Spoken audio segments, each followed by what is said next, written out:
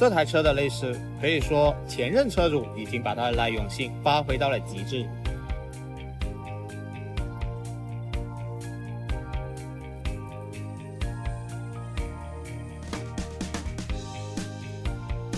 驾驶感受我们不需要用什么复杂的描述，就像是人头涌动的菜市场一般，呐喊声、叫卖声交错叠加。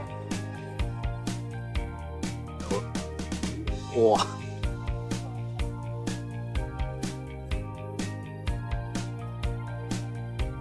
底盘在响，内饰在响，发动机这就不知道了。反正整个车子好像散架了一样。外面什么都没有啊。检查完车子各方面的问题以后，老板，你这车问题太多了，不好办啊。但车主二话不说就打来了一笔定金，那问题不大，开搞。流线型的大溜背，无框玻璃， 2.0T 的动力搭配 DSG 包厢，在当年可以算得上是少数优雅与力量并存的车型。可今天这一辆并不是 2.0T 的4缸机，而是搭载了 V6 3.0 的自吸发动机，250匹马力的它，01加速竟然跑不赢只有200匹的 2.0T 版本。不过优点还是有的，就是发动机的平顺性非常优秀，估计车主是因为加入了某个 V6 信仰的宗教。不过搭载 V6 发动机的大众车型当中，国内真的不算多。由于工位暂时还没有腾得出来，所以我们优先处理一部分的内饰问题。这个脱落的布料已经没法再用了。天花板的拆卸，这辆车的维修手册要求我们把前挡玻璃拆卸掉，从前面抬出来。我们一直都是遵循维修手册作为标准，所以这次我们速然求命。有病啊！拆个顶棚要拆玻璃，这不能说维修手册有问题，因为拆掉玻璃后抬出顶棚，就像从冰箱里拿出一瓶可乐那么简单。但我们考虑的是拆前挡玻璃，麻烦之余，哪怕再小心也是有碎裂的风险的。所以相比拆玻璃，我们更愿意尝试一下拆掉一个门，看看能不能用巧妙的角度把它挪出来。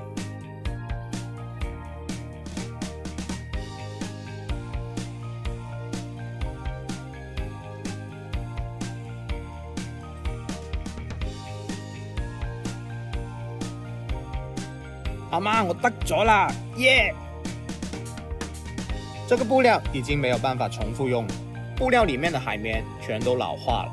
车主决定干脆改造成翻毛皮。翻毛皮有个特别之处，就是通过梳理毛的方向会有不同的深浅变化，总有一种脏脏的错觉。但好处呢，就是脏了也不会那么显旧。虽然这款发动机的整体质量还不错，但我们还是建议把发动机卸下来，因为有一件很重要的事情要做，就是活塞的油环是个通病，很容易因为积碳问题导致卡滞，这个有对应的改良件。同样是通病的还有这个水泵存在设计缺陷，结合面的密封条压力不平均，时间不用太长就会出现渗漏，这个也是有改良件的。除此之外，其他的橡胶件、密封件老化，通通都换掉。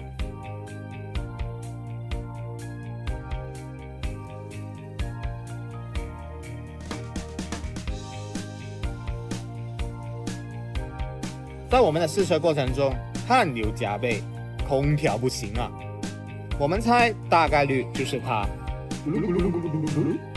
没错，冷凝器穿孔了。这样的状态之下，冷媒早就跑去天上破坏臭氧层去了，空调怎么可能凉快呢？发动机这边为了防止换了新的垫片还会渗漏，我们做了一张特殊形状的复写纸进行试装。我们观察复写纸的压痕，判断缸体平面是否有变形。车主这次的运气还不错。同一时期进行维修重组的某台大众 3.6 排量的 V6 引擎就没那么幸运，大家放心，这辆车的视频以后也会出来的。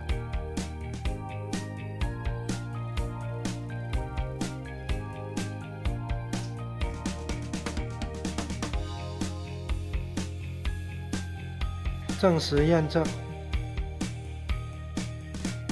看记号点，然后凸轮轴两个标记之间有凸轮正时链16个滚子长度，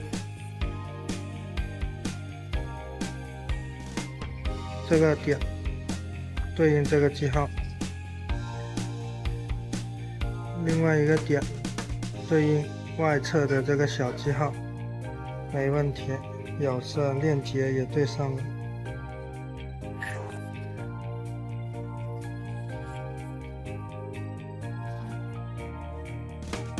发动机就这样一步一步按部就班的进行着重组，悬挂这边的工作也不闲着。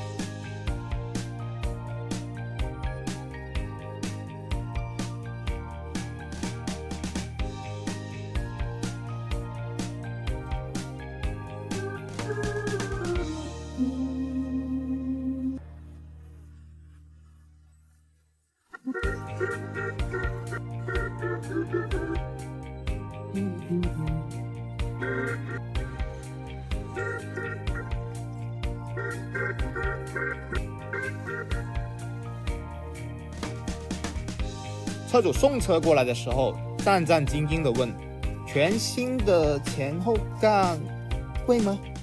我一脸懵逼，干嘛要换呢？直到我看了车子之后秒懂了。但是考虑到车主的预算是有限的，可能后期还会发现一些新的问题，我建议车主把预算留着，毕竟我有20%不到的把握，可以把这个前后杠给搞好。后喷漆之所以让人反感，其实大多数都不是油漆本身的质量问题，而是操作者的做法和态度。很显然，脱落的油漆下面就像是晒干的河流，什么臭鱼烂虾都浮现出来了。看到下面光滑鲜润的表面，说明油漆得不到应有的附着力。这里提及一下，为什么要打磨呢？其实就是创造出更多的接触面，在有限的平面内增加它的深度，可以让这个平面拥有更多的表面积，也就是增加它的表面能。比如发动机的空气滤清器，如果它是一个平面的话，很快就会被脏东西给堵死。这个我们扯远了。反正不打磨，面临的结局都是一样的，油漆会剥落。还有一点就是使用的这个红灰，它是用来填补沙眼用的，小面积填补一下个别的小沙眼，并不会有什么大问题。但问题是大面积使用了，就相当于有轻微毒性，但剂量用得过大，那就完蛋了。后果就是导致油漆的附着力很差。其实比较讲质量的板喷店，红灰这个东西啊，早就被淘汰掉了。在没有红灰而且打磨得当的位置，只要油漆不太差，油漆的附着力比电线杆上的牛皮癣还要顽强，附着力压根就不需要担心。看到全车到处都有瑕疵，喷漆师傅忍不住问我，为什么不叫车主全车喷呢？这时候我只好随便编个理由，人家车主是在考验我们能否用最少的钱做出最高性价比的效果。听到这个回答，他好像若有所悟，不由自主地握紧了手上的沙子。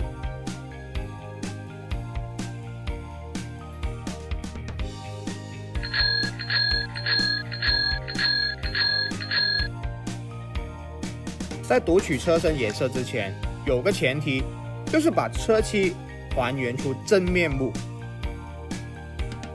看来上任车主对他的糟蹋还算是有一手的。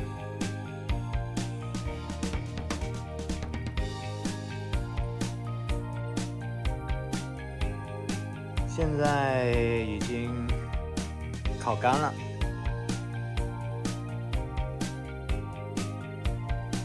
这个脚牙减震虽然可以调车身的高度，但我们一般建议调到最高，因为即使最高都已经比原厂的矮一截了，日常的通勤不能不考虑它的通过性呀。降低了车身，后轮的外倾角也只能是跟着换上可调的改件。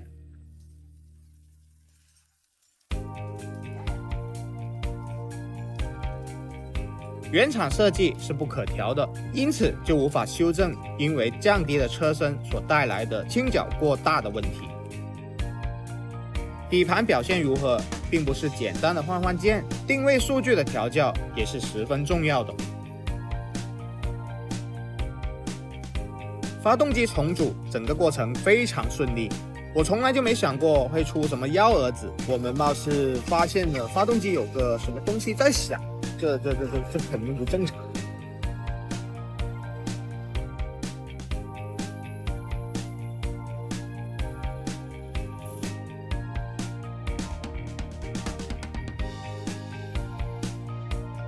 经过多番排查之后，我们确定了异响的来源。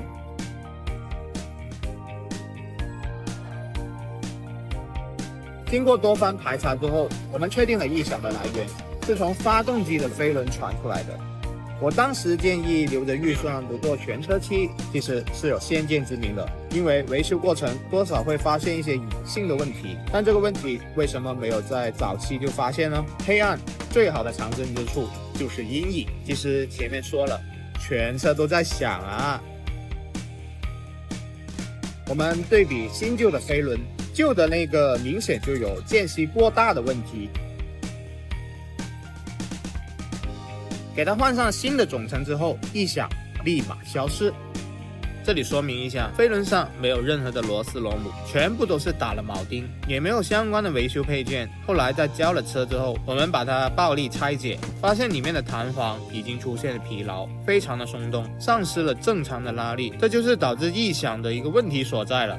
除了频繁的暴力驾驶会加快它疲劳损坏以外，如果你大部分时间都是走城市道路，换挡的量会远高于高速公路，频繁的变档也是加快它损坏的一个原因。不过它本身就是属于一个易损件，只要到了足够多的公里数，它始终也逃脱不了这样的命运。然而路试的过程，在颠簸的路面低速行走，车顶右上角会出现咯吱咯吱的一个异响。不可能，里面的卡扣都是新换的。难道是没有按照维修手册拆掉玻璃，顶棚出来的时候受到了轻微的弯曲变形了？自信并不是等于不能自我怀疑，遇到问题先想想是不是自身原因，重新拆解是个验证的途径。然而把顶棚和 A 柱饰板分离开，还是会响啊，这真是和尚爬上屋顶起了个妙啊。现在的感觉是车身骨架或者是天窗里面传出来的一种金属结构挤压的响声。感覺係啲度響喎。難道是天窗拆過嗎？是裝配的原因？嘿，那這個就不關我們事了，我們可沒拆過天窗哦。不管它了。但是不爽，我對這個聲音真的很不爽。然而天窗拆卸下来之後，路試依舊有這個響聲。這裡提一下，之前的視頻裡我們介紹過用音響的聲波產生低頻共振，以此來尋找類似的異響源頭，但在這裡是無效的，因為這個方法局限於類似之間的共振，不適用於這種車身扭曲產生的異響。意思就是類似鬆動了，可以用這種低頻聲波大法。如果不是鬆動的問題，那就沒轍了。在毫無頭緒的情況下，伙计们都想着放弃了，因为这个问题上已经耗费了我们3天时间。但是男人的好胜心也并非那么容易被磨灭的。作为一枚合格的修车佬，遇到问题征服问题，这是一个不能动摇的信念。最终还是被我们摸索到了问题的所在，就是这个钣金的结合点挤压在一起，产生了摩擦。我们发现其实就是这里有问题，不知道是不是之前换过天窗，然后我们把这个撬开之后，撬了一下，它现在就不响。我们又把顶棚内饰全都附装好之后，再次试车。我觉得现在最大的声音，毫不夸张的说，就是空调的出风口。但是这个钣金为什么挤在一起呢？我猜有可能是上任车主曾经去维修过天窗，拆装时的误操作导致的。哎，不管了，反正问题得到解决就好。原车是单边双出的排气，车主自带了 IES 的双边单出的排气过来，让我们装上去。后腰流板也就只能嫁机随机更换成双边单出的版本。但是这个对我个人来说并不是太喜欢，我的耳膜总有一股嗡嗡声，但我确定啊，这绝对不是我耳鸣。虽然排气声并不炸，但它带来的共振多少会剥夺掉一部分的舒适体验。哦，对了，发动机这么折腾一轮，都差点忘了给大家看看它的状态，嘿嘿，又可以水个几十秒的进度条了。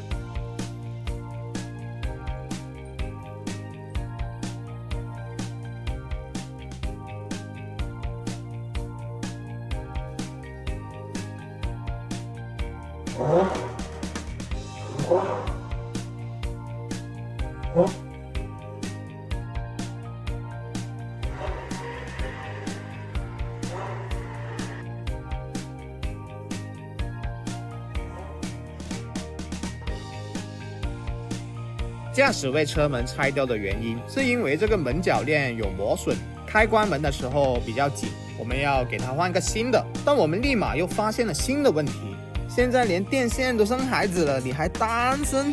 我猜这应该是加装了什么防盗器之类的东西，飞出来的线应该是防盗器的拉巴。哎，真係亂咁嚟嘅，这就导致了这个插座不能完全的被胶圈封闭起来，这里面的针脚一旦接触到水汽，就很容易出现氧化。还好我们及时发现，把氧化物清理一下，还能正常使用。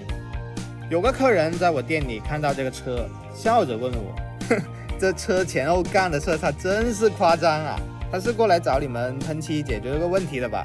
哎，外面的那些店水平太垃圾了。我尴尬的陪笑着点头，只能在心里嘀咕，这他妈是我们刚喷完的。虽然全车喷漆在车主的预算之外，但来个全车的美容还是可以的。用全车喷漆价格的1/4，可以达到80%的喷漆效果，而且还包含了内饰、机舱、底盘的清洁护理。相对来说，我觉得这个性价比啊，真的很一般，所以我还是建议全车喷好一点。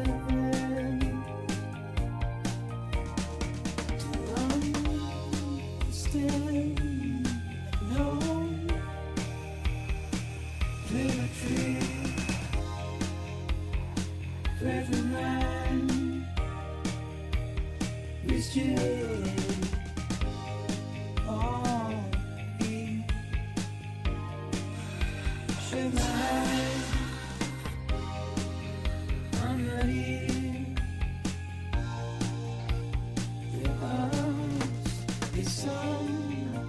mistake. Don't be so serious.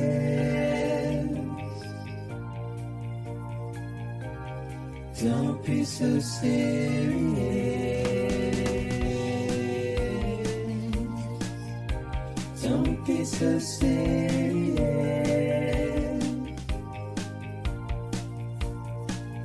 Don't be so serious.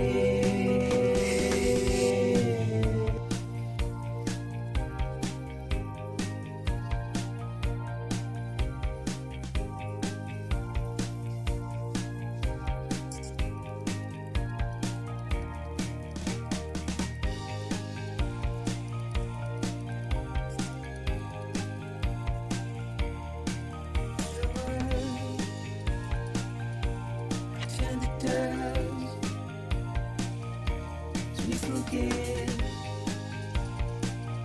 as we move on, still love you. Can let you slip away.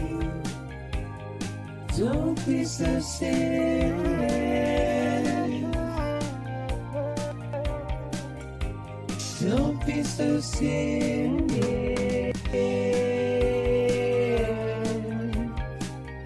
Don't be so serious.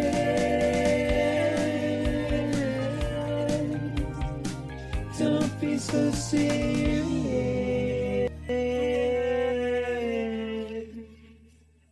Don't be so serious.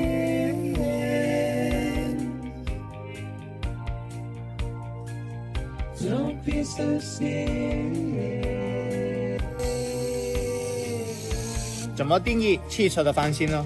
有些人觉得喷一下全车漆就叫做翻新，但我并不是这么认为，因为我见过很多喷了全车漆，但看起来总会有一种违和感的车子，原因就是漆面以外的其他材质看起来又旧又脏。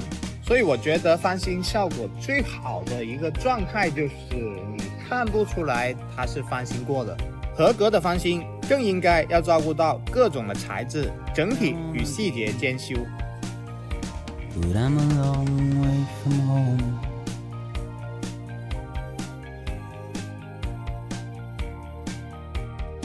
I know your voice, I know your face. This is something I cannot replace. Give me hope and give me doubt. Well, I loved you then, but I don't love you now. I'm a long way from home. 'Cause we're a long way from home.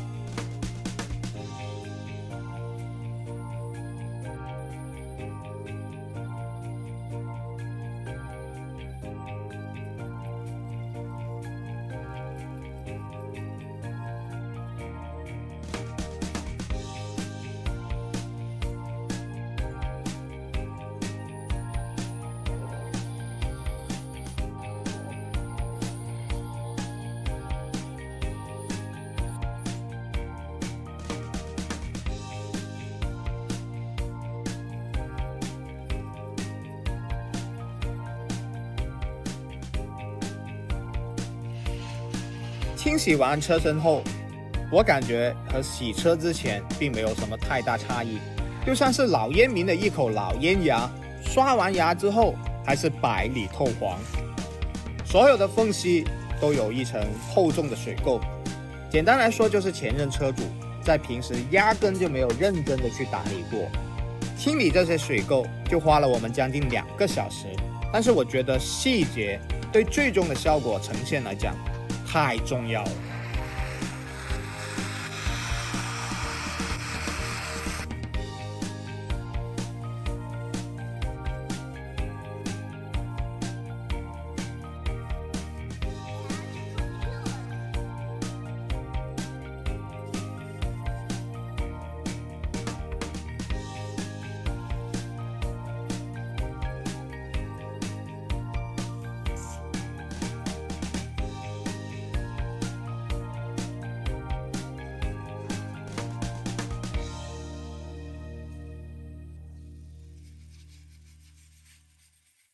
漆面上近距离观察，上面布满了无数的小黑点，非常密集。这个是什么呢？其实就是铁粉。只要有车来往的路面就会存在，你的每一脚刹车都会产生一些铁粉，还有一些工厂的工业粉尘当中也含有大量的铁粉，最终都会飘落在地面上，与泥土混合在一起。当灰尘扬起的时候，落在漆面上，遇到水汽，加上洗车周期很长，这就会对漆面产生锈蚀。你日常花几十块钱普通洗个车，这是清理不掉的。当你洗完车之后，用手掌摸一下漆面，有明显的粗糙感，大概率就是这些东西了。我这里用到的是铁粉去除剂，它可以和铁粉产生化学反应，通过时间的流逝而分解掉。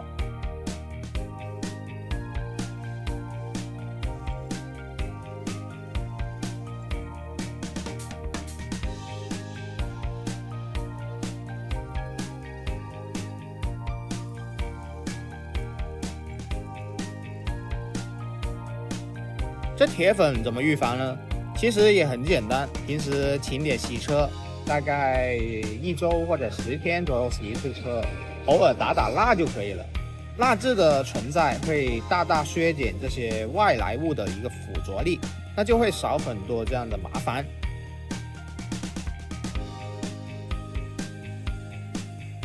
右侧的车身光泽度实在是很差，但左侧呢有过之而无不及，完全失去了光泽。我们迫不及待地对它做了4抛，经过初步的粗抛，效果上已经是翻天覆地、山崩地裂、腹如东海、寿比南山、生日快不返老还童。这个复原啊，对我来说，这是汽车修复工艺里面的一个魅力所在。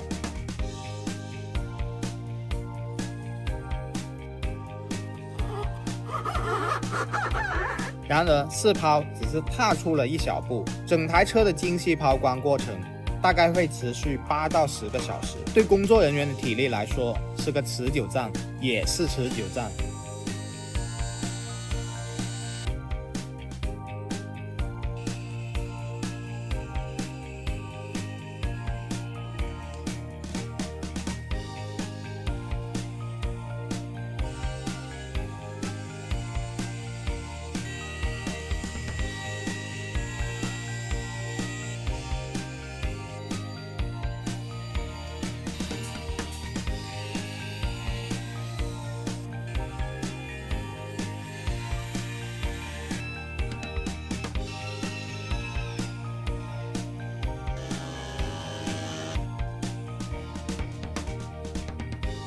随着越来越多的污染物被抛光机带走，漆面也变得越来越通透，前后杠的色差随着抛光机的旋转也跟着成正比的缩小。玻璃上的水渍本质上也是水垢，同样它也将会是我们奋力击杀的对象。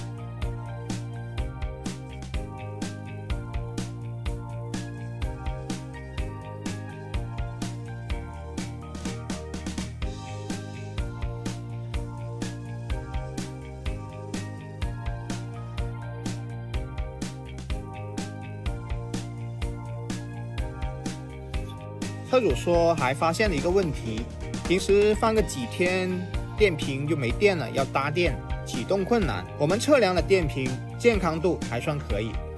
亏电这种情况通常就是存在暗电流，排查之后发现这是加装的防盗器所导致的，拆除之后暗电流也就消失了。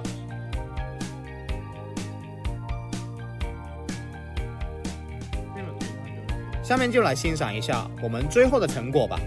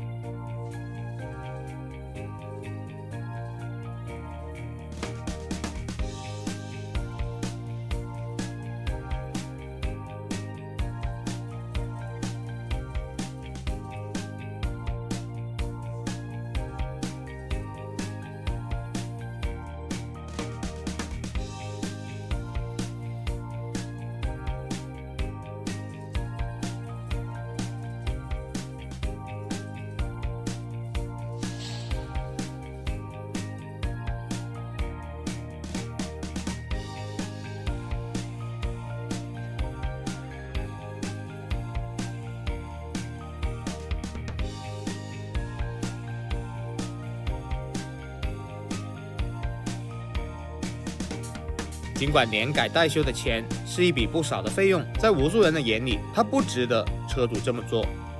但是他们不知道的是，在当年有个懵懂少年站在路边，一辆洁白优雅的大众轿车映入眼帘，少年用羡慕的眼神目送他逐渐没入车流当中，并且在脑袋里深深地刻入了尾标的2个小小的字母。少年紧握着裤兜里仅有的800块，口中似乎在默念着什么，直到某一刻，他紧握的不再是裤兜里的几百块，而是对自己许下的诺言。方向盘依旧是那个方向盘，但他已经不再是少年。好，拜拜。